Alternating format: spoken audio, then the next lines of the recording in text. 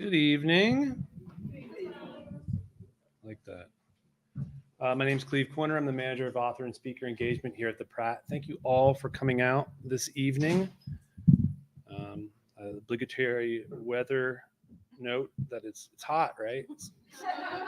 I always feel like in my introductions, I'm like, thanks for coming out on this rainy day. Thanks for coming out. So nice out. We really appreciate you being here. So today it's hot. Please make sure to check in with our folks from Snug Books, our on-site book selling partner tonight. Nicole will be happy to sign your book after the program. And you can't get your library book signed. You have to purchase a book. We really appreciate that. Appreciate you laughing at that one. All right. We're going to do a 45-minute discussion and then 15 minutes of your questions. Thanks again for coming out. Tonight, I'm happy to welcome Nicole Chung to the Pratt Library to discuss her memoir, Living Remedy. In it, she explores the enduring strength of family bonds in the face of hardship and tragedy, what it takes to reconcile the distance between one life, one home, and another, and sheds needed light on some of the most persistent and grievous inequalities of American society. This evening, she will be joined in conversation by award-winning author Danielle Evans. Nicole Chung is the author of the national bestseller, All You Can Ever Know, named a Best Book of the Year by NPR, The Washington Post, Time, and many other outlets. All You Can Never Know was a finalist for the National Book Critics Circle Award, a semi-finalist for the Penn Open Book Award, an Indie's Choice Honor Book, and a Barnes & Noble Discover Great New Writer selection. Her writing has appeared in the New York Times, The Atlantic, Time, GQ, Slate, and The Guardian. Danielle Evans is the author of the award-winning story collections, The Office of Historical Corrections, and Before You Suffocate Your Own Fool Self. She is professor in the writing seminars at Johns Hopkins University. In the New York Times book review, Gabrielle Glasser called A Living Remedy a transcendent memoir about family, class, and the contours of loss. In her clear, concise prose, Chung makes the personal, political, tackling everything from America's crushingly unjust healthcare system to the country's gauzy assumptions about adoption, a practice that is itself rooted in economic inequality. Poet and novelist Ocean Vuong wrote, like the best memoirs, Nicole Chung's A Living Remedy is both an excavation of the self and the people who sustain it, but also, at its core, a work of art ungirded by a tender, forgiving, and awe-filled gaze at what it means to live in hurt in the human world. The result is a bone-deep enactment of love in all its valiances. And author Imani Perry relayed, Nicole Chung has a rare, precious gift, the ability to tell an intimate story with vast social implications.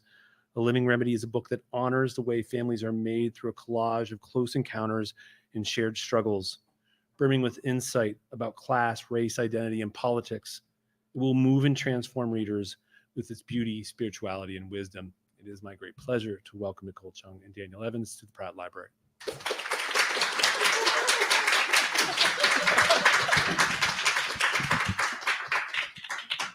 Hi. Hi. Thank you so much for being here with us in Baltimore. And I am clapping because I think the first question I have for you is, will you read for us? And I have a suspicion you will say yes. Yes, I will. Thank you so much. And thank you, Danielle, for doing this with me. It's such a pleasure to be in conversation with you again. And thank you all for being here. I know there are many other places you could be, especially on a beautiful day like today. So I always love coming back to Baltimore. I used to live here. So thank you for spending part of your day with me.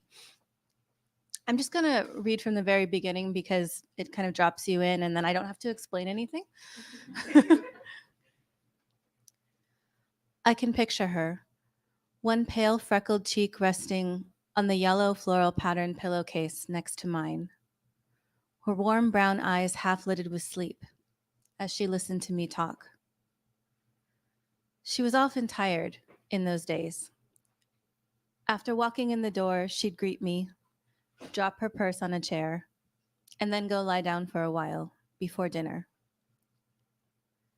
Sometimes I'd follow her down the brown carpeted hallway to my parents' room, the second door on the right, directly across from mine, and chatter at her from the doorway or my dad's side of the bed. She would respond now and then, ask me the occasional question. If she fell asleep, I'd tiptoe away. When I was little, we'd sit side by side while she told me stories about her girlhood, taught me my prayers, got me started on early cross-stitch and crochet projects, and read me stories she loved.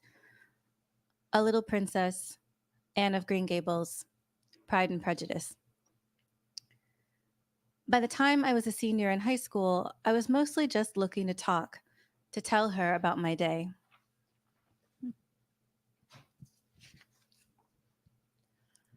I probably should have known to leave her in peace. She wasn't in good health then, which I didn't fully understand. No matter how exhausted she was, she never sent me away. I wonder if she ever thought about how soon I'd be leaving as the two of us lay on the squeaky old mattress, late afternoon sunlight filtering through sheer brown curtains above us. I wonder if that's why she let me gab when she got home from work, why she didn't tell me to go and let her rest. Soon we'd no longer be sharing a roof, and she wouldn't hear much about my individual days, only the sum total of whatever I could remember after a full week of classes and papers and dining hall meals, on a Sunday afternoon phone call made with one of dozens of calling cards she mailed to me. We would still belong to each other, but we would come to know one another differently in separation, in parting after parting. I didn't know what it would mean to leave, wouldn't begin to grasp it until my last night in my little blue childhood bedroom, a few months later, when I couldn't sleep for terror and wonder. I'd spent most of my life in a small house in a small town. A Korean adoptee who knew I was loved but often felt as though I were living a life meant for someone else. Though dreams of escape had long held me in thrall, I missed my parents when I spent any length of time away from them. And my mom was the person I most wanted to talk to at the end of the day. I'm sure plenty of people who knew me were surprised that such a homebody only child set her sights on a life 3,000 miles away.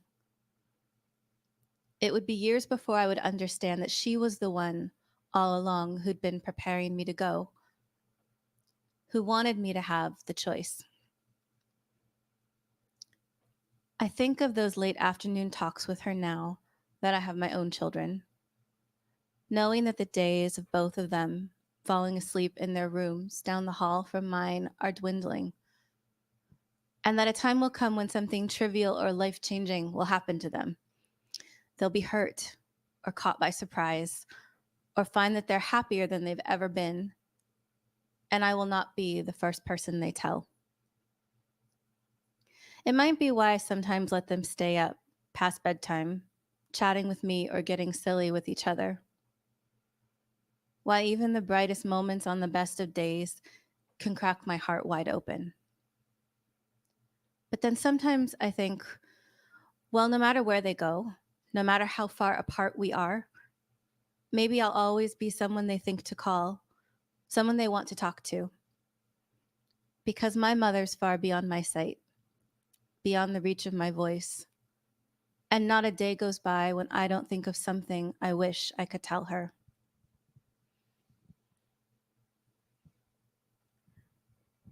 Things my mother sent me after I left home: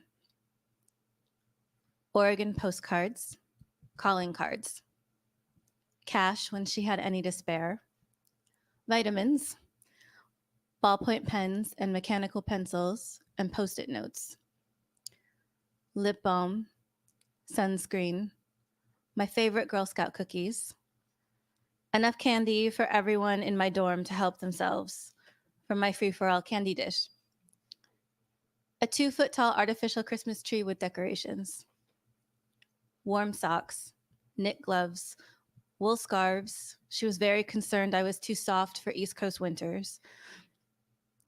DVDs of my favorite movies, Singing in the Rain and Casablanca. Seashells from the coast.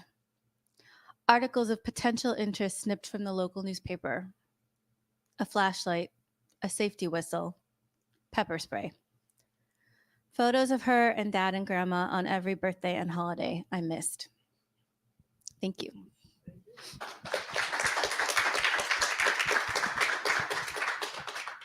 Thank you so much for that reading, Nicole, and for this really beautiful book. Most of my questions are some variation of how did you make this beautiful thing, which I know is also a really difficult thing to make. But I'm going to start with the craft how questions and maybe get to the emotional how questions. Sure. One of the things I noticed was that the book is mostly chronological up until toward the end, and it starts to splinter as the grief comes into it. And so it ends up being this really beautiful way to capture grief on the page. The sort of time starts jumping around, that memories get kind of recast.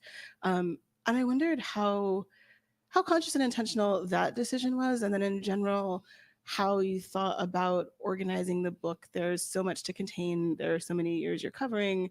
There are threads of part of the story that you told in your previous book, but this is not that story. So how did you decide what the book could contain and what shape it needed to be to contain it? Yeah, thank you so much for that question. And again, thanks for being in discussion with me today. I think, so in terms of the chronology of the book, it took me several drafts to figure it out.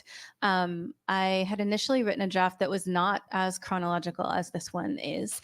It hopped around a lot more in time. I like that. And my first book hopped around a lot more. My first book has a really tight focus, which in some ways made it a much easier book to tackle. Like it's so focused on just the experience of growing up as a transracial Korean adoptee, and then what happened when I decided to search for my birth family, and anything in my life that wasn't like deeply relevant to that particular, almost like a mystery story, wound up on the cutting room floor, including like a lot of very important things, just because not everything can go in a book or a memoir. This book is a lot more sprawling. It's more ambitious. It takes on, I think, more themes and bigger themes. And yeah, so as mentioned, I had originally written it like I started it more like with a loss. I think initially the book opened with my father's death, and then I went backward and then forward. And ultimately, I just discovered in draft after draft that was slowing it down a lot. It was hard to understand or care about the stakes that early. Like, even though it's literally life and death, it was just like readers needed more, I realized, in order to care. And I resisted the idea of writing a straightforward chronological book for a really long time, because I was snobbishly thinking that's not interesting. And I don't do that. But it just turned out often, like, my editor was finally like, sometimes the simplest structure really is the best.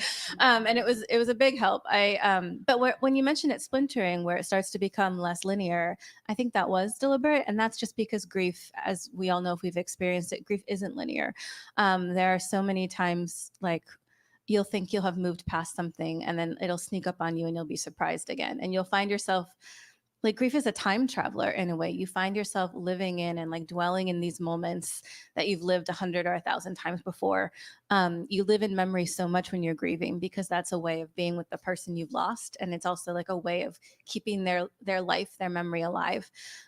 So that's really why toward the end of the book, especially like those scenes with me and my mother, it's no longer a linear story. And I knew I wanted to end it in as much of a forward. I don't know if hopeful is the right word, but like a moment of peace, which it was very hard to find in real life, but I finally figured out which one I wanted to end the book with. And there are also in that section you read the beautiful list at the end of it, and there are a few returns to that as a form of kind of thinking about the communication and relationship you had with your mother. And they do like a lot of work in such a small space. When did you arrive at that kind of list format? So there are 3 lists in the book. The first one, which I just read, are things my mother sent me after I left home. There's a second list, a little more than halfway through, of things I sent to my mother when she was sick. And then the last list is things my mother left me. And the third list was my editor's suggestion. I remember the first 2 I'd already had in the book. I've never written in list format before. Unless you count like fun blog posts, like, but I'd never done it in like a serious literary work, and I wasn't sure about it. I didn't know if it would feel too playful, but I'm really glad I did it because, as you said, it wound up being kind of a fun way to convey a lot of information about my mother and me and our relationship in this like very compact form. And I think they also serve, because they are a little funny, also a little tongue in cheek. There are these moments in a very intense narrative for readers to like pause and take a breath, and you're still getting story, you're still getting relationship, you're still getting like important history, and they're not without emotional weight, but I think it's just a little bit easier to digest. Yeah. I mean, I think there's so many different emotionally difficult things that this book kind of captures really beautifully.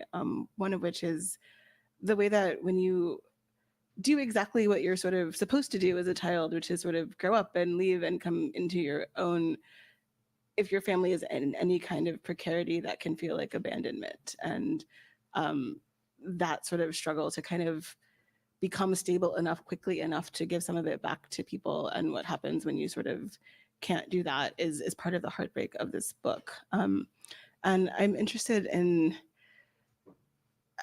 I guess partly I'm interested in how you were able to write about that. I know because there's so many, I think as I was reading this, I was thinking a lot about my own relationship with my mother when she was sick, and my own sense that I sort of wasn't like close enough to do enough fast enough. And there are parts of that story I want to tell, but I'm like still too angry to ever tell it. Like I will never be able to. And so partly my question is just like how do you look directly at that sort of that particular kind of difficulty and write about it honestly and clearly? With this book, I mean, it changed a lot, like in the writing and also like before that. So when I sold the book, it was very much focused on my grief for my father and the fact that his death at 67 was really sped in so many ways by financial precarity, by a lack of healthcare. My family didn't have healthcare most of my childhood. My parents continued to not have it, after I left home. And after he died, and my mother and I are so far apart. We're so far apart politically, but we were both like dealing with the fact that, like, grappling with in our grief this sense that it was unjust what happened to him. That he'd been taken from us too soon. That this happens to so many other families, like so many other individuals in this country. The way we leave individuals and families and communities to struggle without the resources that they need. And in my father's life, this like particularly played out in reference to like his lack of healthcare. But there were so many points at which the safety net really failed him and failed both my parents. And I was actually terrified to write about it in many ways. I hadn't really ever directly written about it before. I think some of it was what you said. I was angry, like too angry to know how to process it. Part of it is that there's something in this book. It's not. I didn't grow up in extreme poverty. My parents didn't live in it. But it was this kind of workaday, everyday precarity where we were always one emergency, one disaster, one car breaking, one lost job away from like a crisis, which is so common to so many American families. I hadn't seen as many portrayals of that, particularly as it relates to what it means to get older, to get sicker, to have to face a terminal diagnosis in this country, when that is your situation, when you don't have rainy day savings, when you don't have paid sick leave, when it's like your support system holding everything together and your support system is often overwhelmed. This is not a unique story. Like, I know that. And it's because it's not unique that I wanted to write about it. Like, I wanted to see it in literature. So that's the book I was preparing to write. And that's when my mother was diagnosed with terminal cancer. That is also when the pandemic hit. My mom started hospice right as the first coronavirus cases were being reported. And so, I mean, I didn't actually write for a very long time. And when I did maybe start to like play with the idea of picking up this book and writing it again, it had to be completely rewritten. So I don't know. I think it just kind of, part of it was that the pain insisted, like the anger insisted. I don't know. I just felt like I wanted to write a book that would also keep, like a book I needed and wanted to see, and also a book that could be company to people who were going through similar circumstances in their families. Because again, I just know like what a common story it is.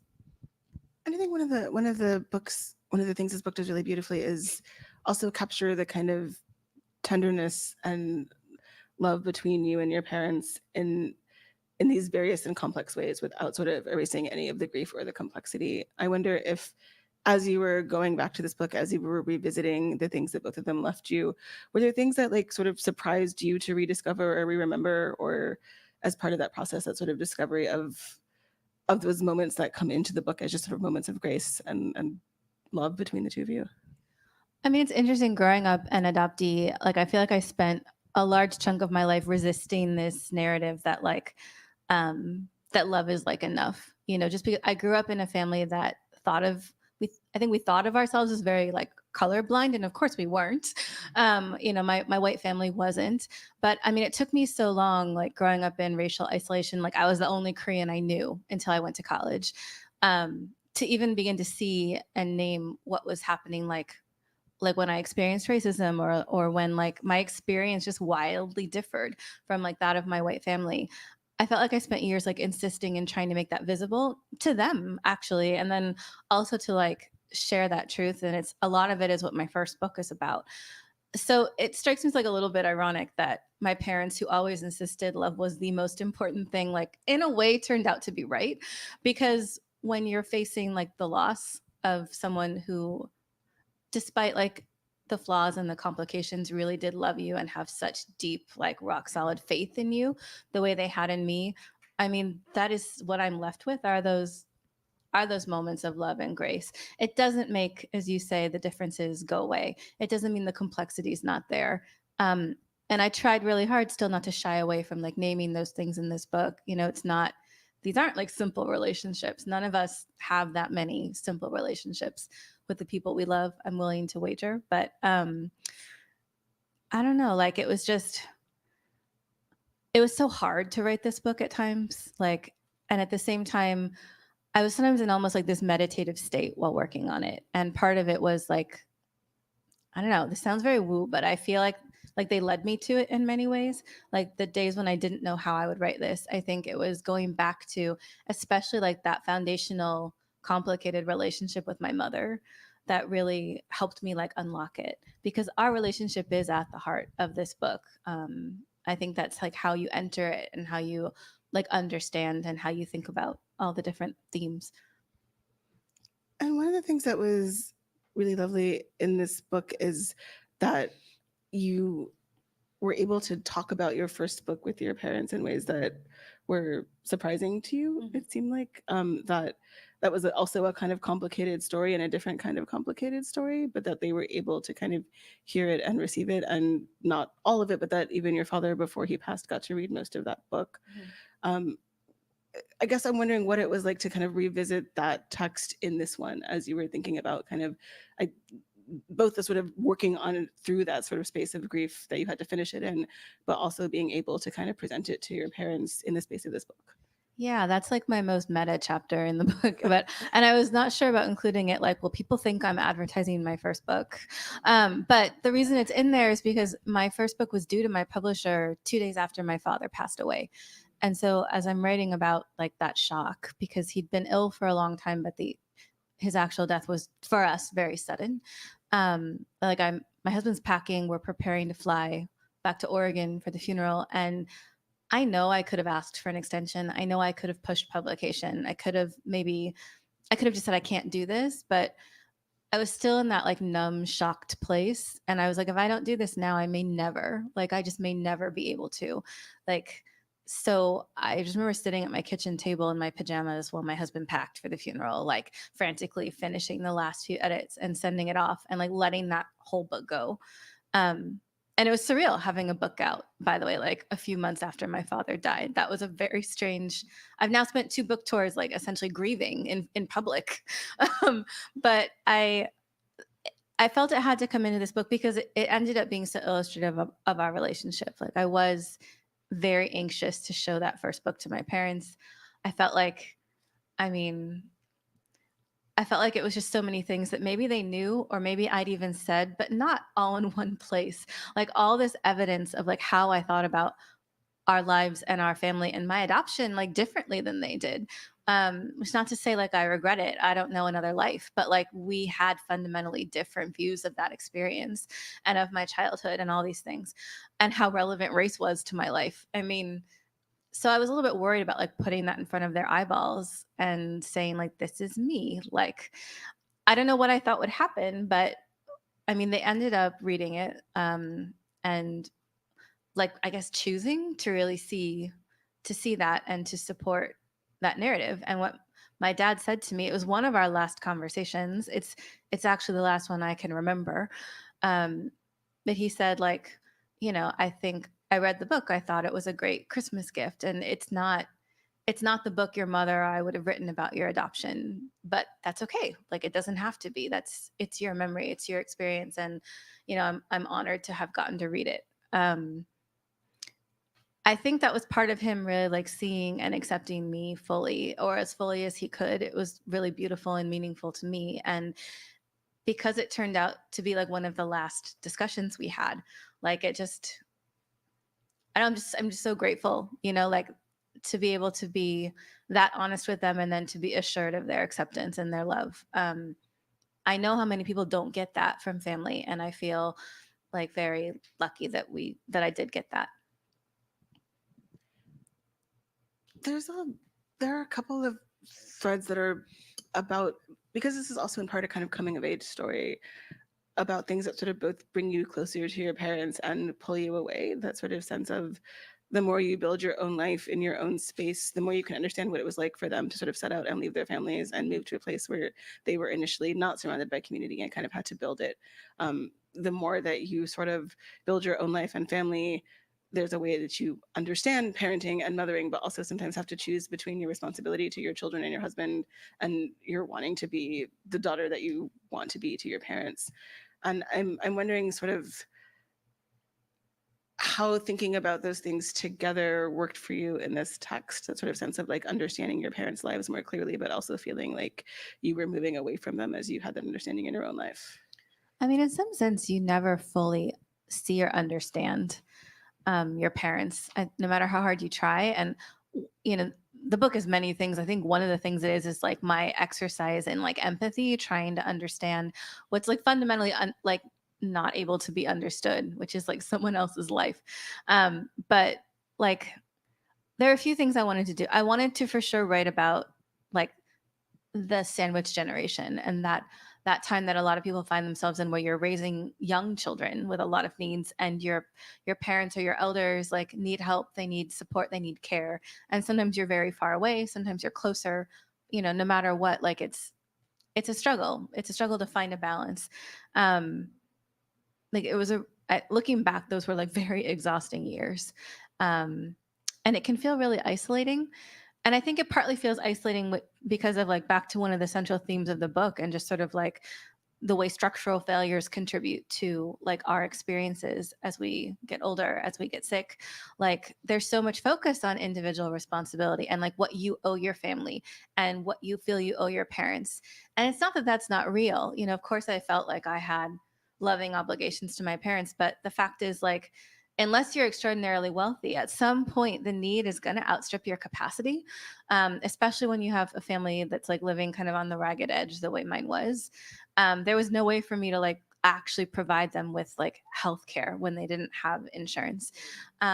So, you know, I remember just feeling like these are things that like people struggle with and like suffer with, like in their families, in their communities. Like we don't always, it's not always made visible.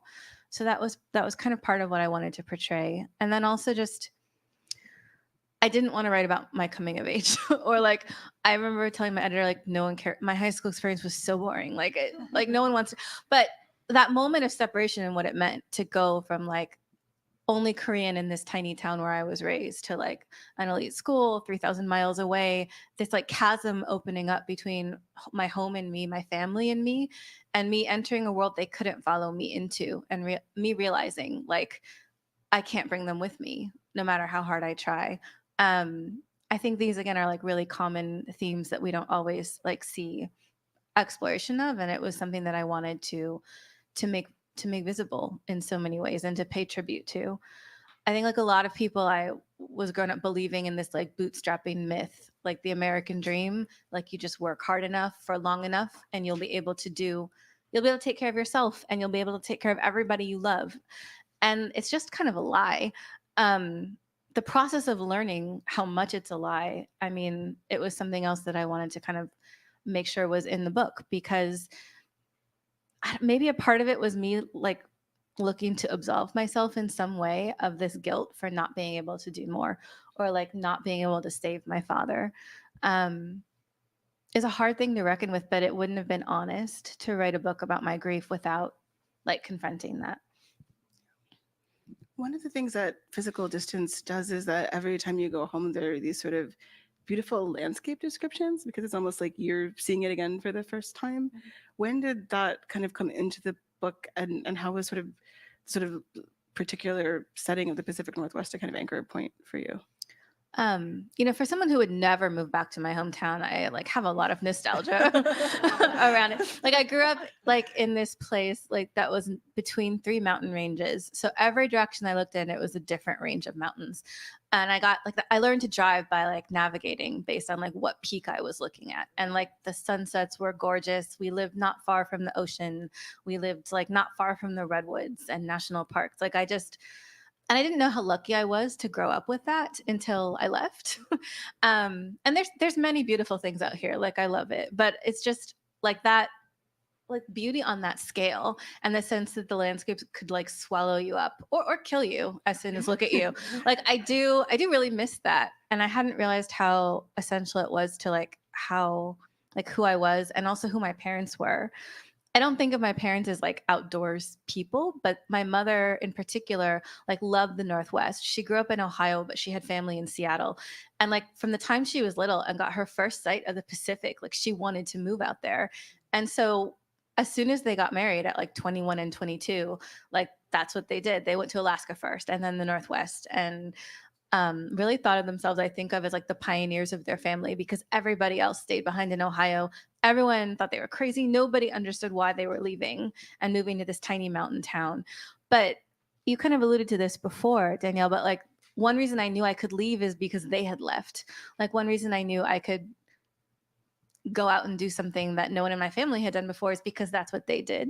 And it was a different journey and it was a different decision, but in some ways like that's where I feel most connected to them, and their legacy that they gave me is like where other people saw risk, they saw like excitement and hope and opportunity.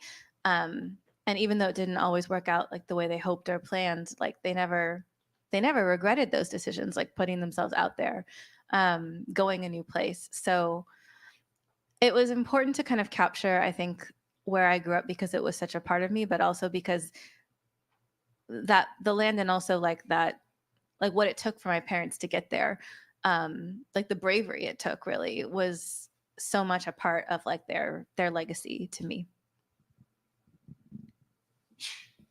Bless you. The book ends with both the pandemic and then the sort of gradual reemergence from it, and I'm thinking about sort of how we're still reckoning with that as a culture. I think I was I'm talking to my students about it, both in terms of like students, people who had like a very interrupted educational experience and are sort of still figuring out how to like be in the world and still missing some of what they were deprived of, but also we've been reading a lot of contemporary fiction, and so everything we read this semester was published in the last 2 years, which means a lot of it was like written in that pandemic or immediate post quarantine window. And so we were thinking about like how rarely the actual pandemic appears in any of that fiction, but loneliness appears, and these sort of strange like pseudo communities appear, and there are all of these ways in which it sort of, I think we had like one story that mentioned it directly and one that alluded to it, and everything else it felt like it was just sort of haunted by it. The feeling of being trapped, like it's in so much literature right now, and like there's a reason for that.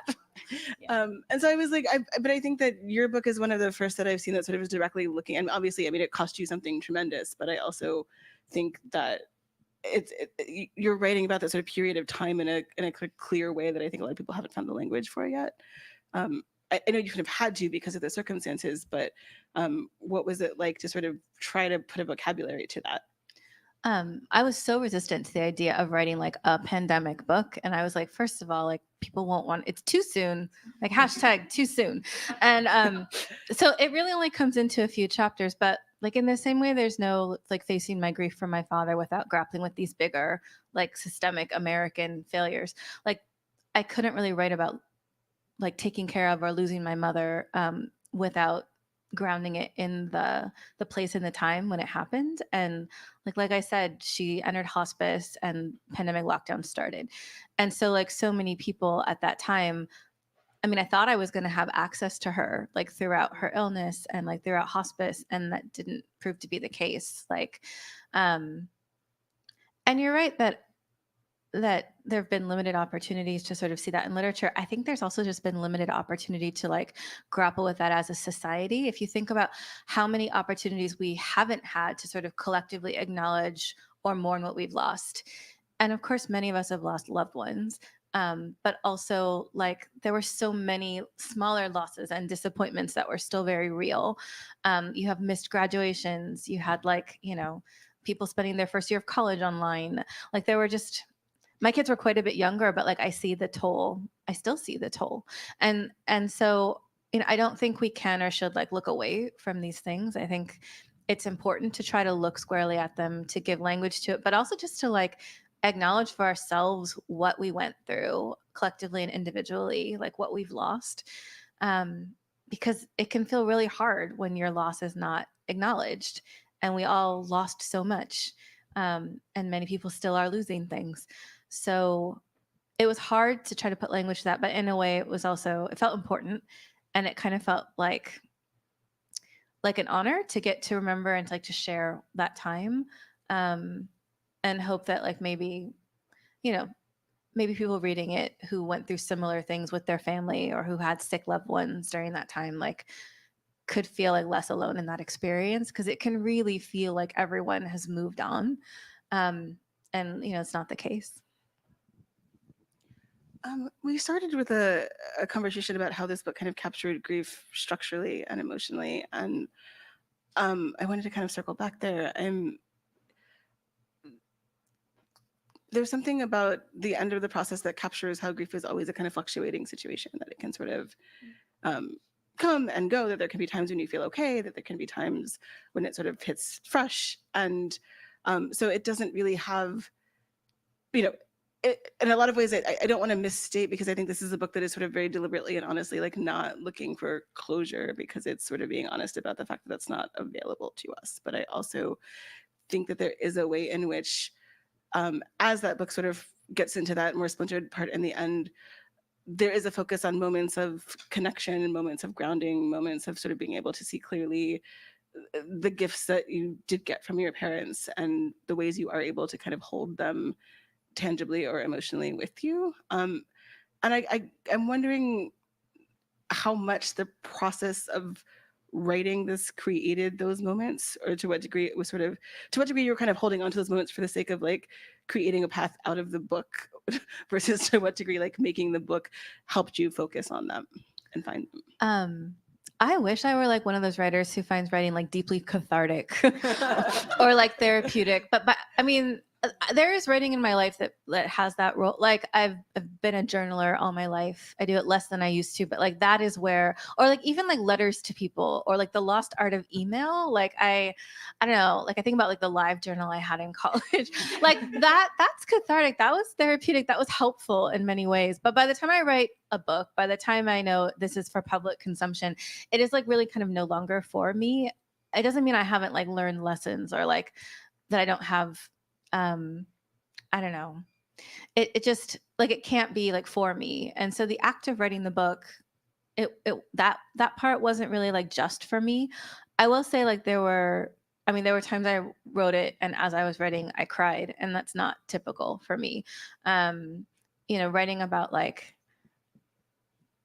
you kind of alluded to, like the moments of grace. Like there's a particular conversation with my mother. There's a few of them, but like that really stand out in this book where like I was writing it and just like sobbing, and like, I missed her, but also I felt so close to her in those moments, just trying to like make those moments come alive again on the page. It wasn't exactly healing, but it was like spending time with her again in a way. And trying to like conjure her well enough that like if you read it you can see it and you can hear her voice. And I now that the book is out, like I do find it meaningful and like comforting to know this is a book in which my parents live. Like this is a place where you can meet them and hear their voices, and I don't want to like romanticize it too much. It's just it's an object, but it was something that was contracted to write. But it also like it is that as well. There's so many things I didn't get to say to them, and so many things that like I didn't get to hear them tell me because we just ran out of time.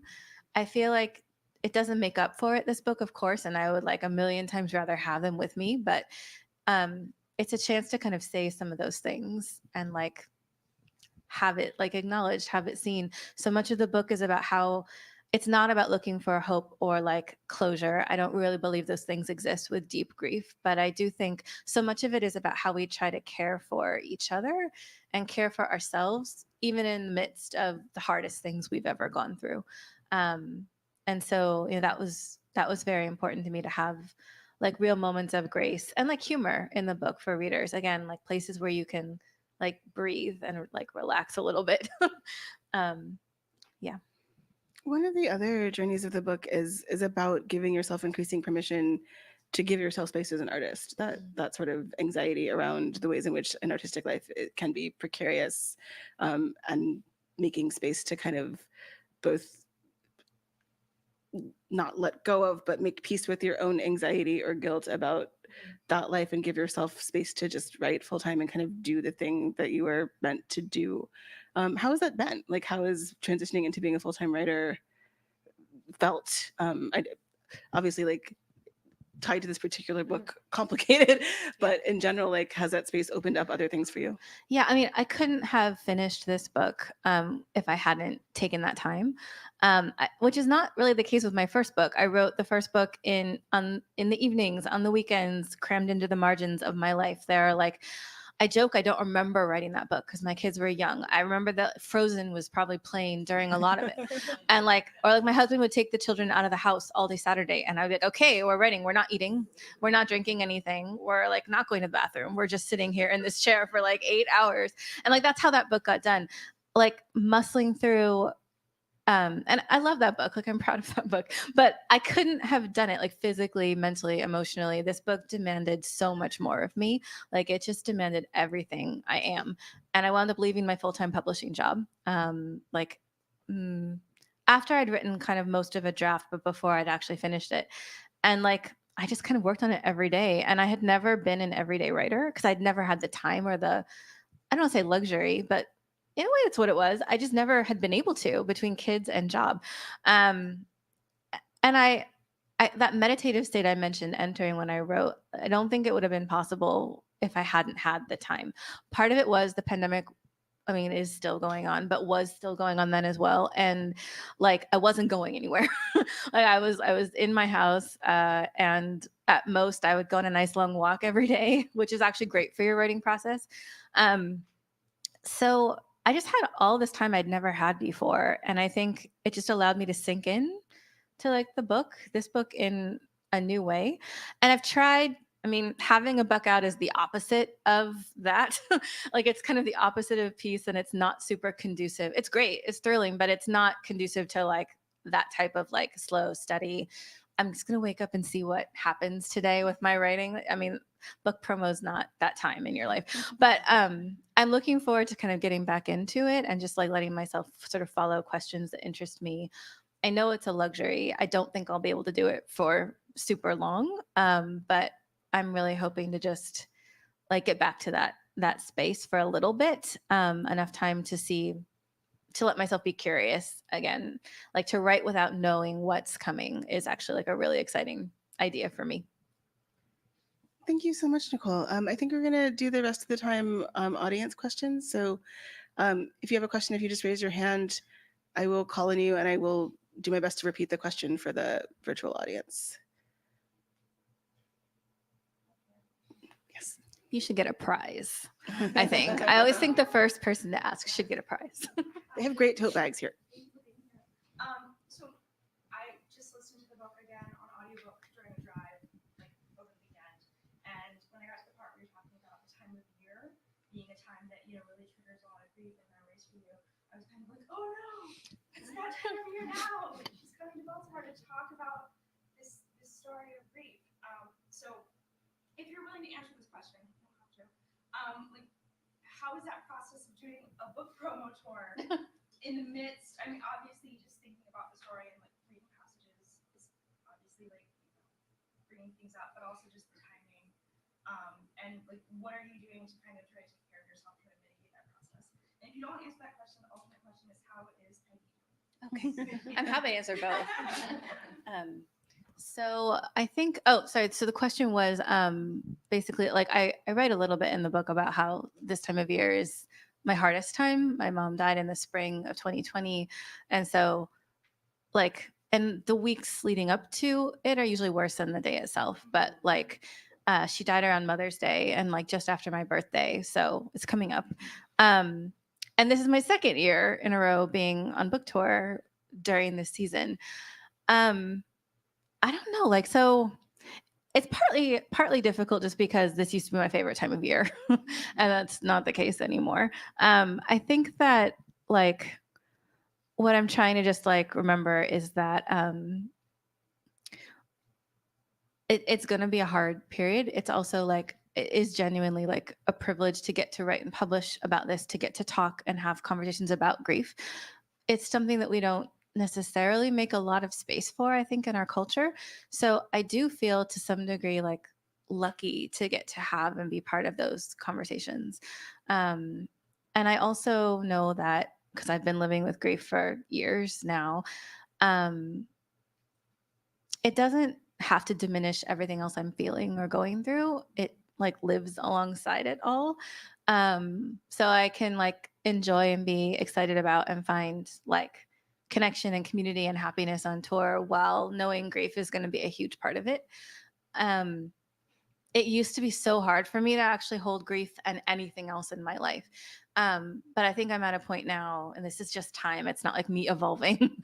It's just kind of time where I've learned like, it's like you incorporate it in and you carry it with you. And so, you know, that's true regardless of what time of year it is. But yeah, I mean, thank you for that question. And you asked how I'm taking care of myself. And it's, I mean, I don't think I have a problem indulging myself in most things, but like, you know, I'm trying to like slow down. I'm trying to like, you know, I'll give myself treats on tour. I'm a big fan of treats and just like, I don't know. I really enjoy getting to do this, and then I enjoy like kind of like unwinding afterwards. So when I'm home, like on breaks, I'll make sure I'm like being as gentle with myself as I can be. And you asked about Peggy, who is my dog. She's great. Peggy always makes sure Peggy has a great time. So she's basically my therapy dog, but she was a big help writing the book as well. So yeah, thanks for the questions. We have a question from our online audience. First off, they'd like to say, I would like to acknowledge Nicole's resilience and courage in transforming it into an inspiring book that touched my heart. You touched on this, I think, in your last answer, but question, what inspired you to write the memoir and what did you learn after writing about it? So what inspired me to write memoir? I mean, this is my second. Um, I I mean, I don't even know where to begin. Like, so growing up, I wrote mostly fiction and terrible poetry. And then, I mean, that continued through college. And in my like mid to late 20s, I joined a community writing group and everybody was writing memoir. And I couldn't actually figure out why. And I think I started feeling like some peer pressure. I was like, I too can write about like, my life and maybe make it interesting. So it's almost like a dare. I didn't think I would keep doing it, but I really loved it actually. And like I loved reading my my classmates, not class, we weren't in a class, but like my community members' memoir. I wasn't that familiar with the genre before, but just kind of fell in love with it. And for me, with the first book especially, like first of all, I knew if I wrote like a novel about a Korean adoptee searching for her birth family, everybody would assume it was autobiographical anyway. So I might as well just like stand up and own it and say, this is me. Um, to me, there was something really powerful about that in particular because it's such an underrepresented like viewpoint in literature still. And I wanted to say, like, this is me, this is my experience.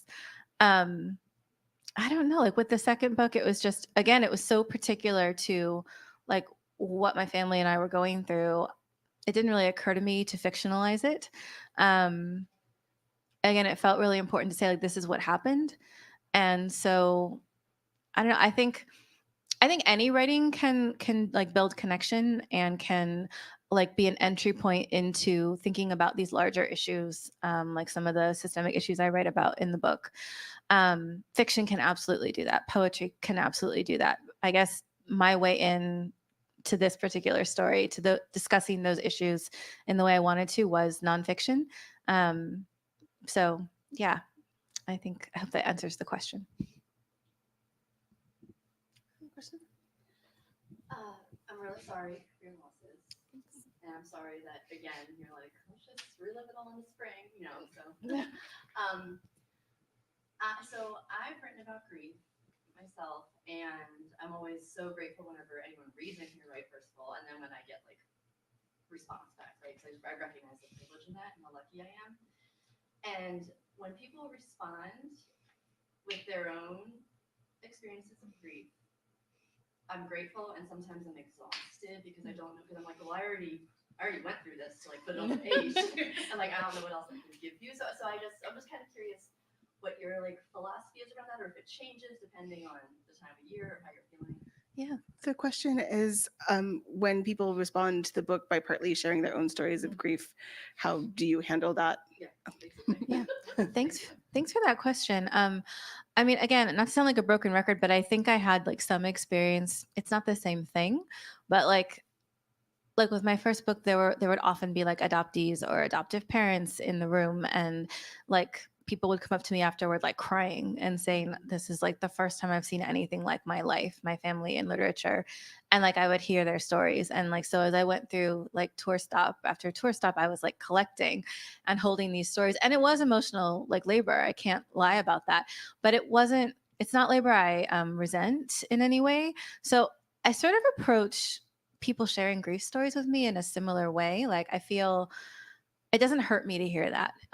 In so many ways, like I don't know. I mean, with both adoption and with grief and with the losses that are different but like common to both, I think that like I've gotten to a point where I've acknowledged it, and hearing about other people's losses in those realms, it doesn't hurt me. I feel really honored in some ways to get to like witness and to get to carry that. And it's not a burden like I have to take with me, going forward. I really appreciate when someone reads or wants to read and anyway just feels like able to share that with me. I do sometimes worry, like I don't know if I have the right response. I know what it's like to be the griever and to feel like no response can really take away your grief. But then that's not what people are looking for. They're just looking to like say it and have it acknowledged and not have someone brush it under the rug or tell them to move on. And I can do that. So for me, like I don't mind it, but I understand what you're saying about the exhaustion, because like to some degree, like all of this is still labor and it can be tiring. So back to like rest and like taking care of yourself and knowing when you can actually put yourself out there and be like permeable and like receptive to everything, and when you actually need more space. I think it's something to like just kind of continue to be aware of in your own writing and sharing. Question back? Well, first I want to tell you that I'm here because I have so much affection for you from your time on Twitter. Oh, gosh. Thank you. I don't hear that often. It's true. And I mean, it's much more presence like in the pre-X days, but Yeah. just huge affection. And the other question I have is just coming from being in underrepresented voices in writing. There are two things that I like. My friends and I struggle with. I'm not a writer myself, but like, do some professional writing. But one is like just speaking authoritatively, even about our own experience, and thinking it's going to be valid and worth reading about. I wonder if you struggled with that. And then I think the other thing is like each of your books seems to have like a not a laser focus, but like a spotlight on a particular part of your life while everything else is happening too. You know, like you're having kids while you're also like, you know, like that's a whole book in and of itself. And like, do you ever feel like how can we leave anything out of that story because it all matters? The questions are, how as an underrepresented writer do you have develop kind of authority or confidence in your own voice and ability to tell your own experience, and also how in a book like this do you decide kind of what goes in when there are so many stories happening at once? Thank you so much for that question, both questions. To the first one, I mean, I spent a long time not writing. And so I think some of that was just not being sure how to pitch and like not understanding publishing, which still, if someone wants to explain it to me, like I'm here. But like, I think a lot of it too was like figuring out like, I had to get to a point where I did feel like the authority on my story before I was going to put it out there to be read and commented on and get feedback from readers. You know, I had to like, part of it was developing a thick enough skin. Part of it was just like, I had to feel really secure in what I had to say. I had to know it was the truth, you know, to the best of my ability to state it, so that when people came at me saying, that's not right, that's not the truth, that's not valid, I could push it away. And like, I don't love those comments, but they can't hurt me and they won't stop me from writing. There was a time when they might have, and like, I had to move past it in order to publish. And like something I try to remember too, like, something Ocean Vuong has said, and I'm probably going to like mangle this quote. I heard him say it in a lecture, was basically like, he doesn't think of himself as marginalized or like writing in the margins. He's writing about the center of his life. What you see on the page in my books, not that I'm comparing myself to Ocean Vuong, is I'm writing from like my heart, from the center, from like who I am, from like the essence of my experience. And so that can't help but be like true. People could disagree with my interpretation. That's fine. People aren't going to like, you know, not everybody's going to like what you have to say, and that's life too. But it does not make what you have to say less valid. And I would just remind you and your friends, like, you don't write for the people who don't get it. You write for the people who will get it and who need your stories and who want to hear what you have to say. That's always your audience. So for like every person out there who won't get it or will think it's invalid, there will be many more who will. What was the second question? Sorry. The second question was, how, when there's so many things happening at once, do you choose like what to spotlight and what stays in the frame? It was so much easier with the first book because I was like, this is my adoption story.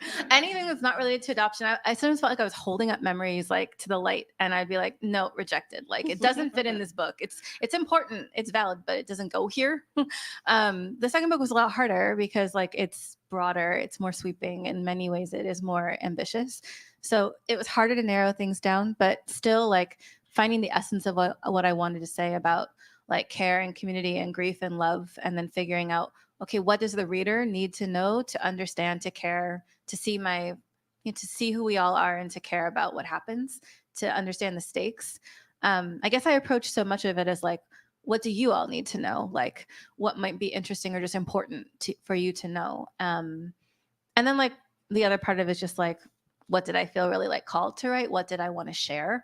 What did I want to record? Like, because this is a place, like the last place where I hear my parents' voices, you know? So some of it was selfish, but a lot of it really was like motivated by, okay, like what do readers need here? Time for one more question.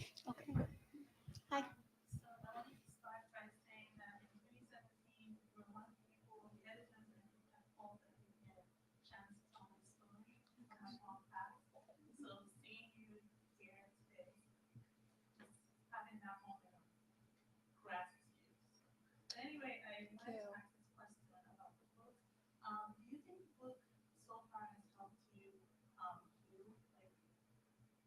guess definitely what you do is to have some possibilities in your life, but do you think after writing the book it helped you in some ways?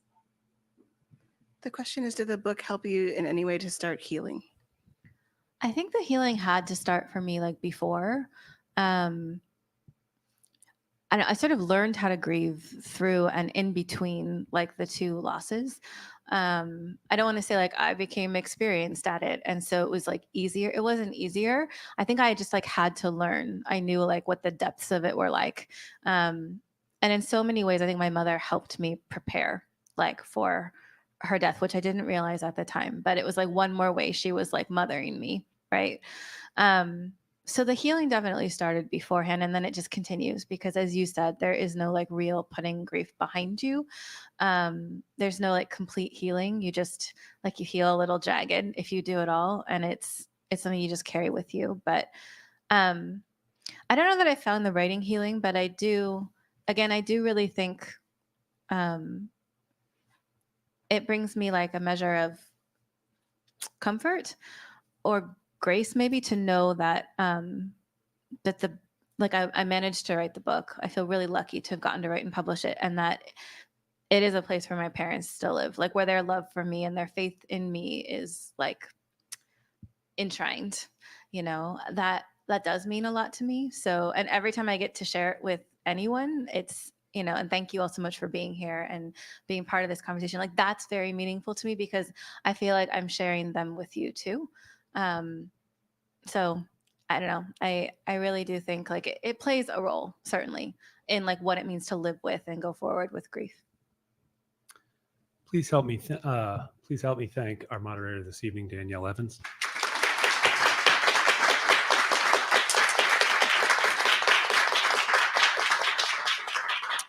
And this evening's author, Nicole Chung.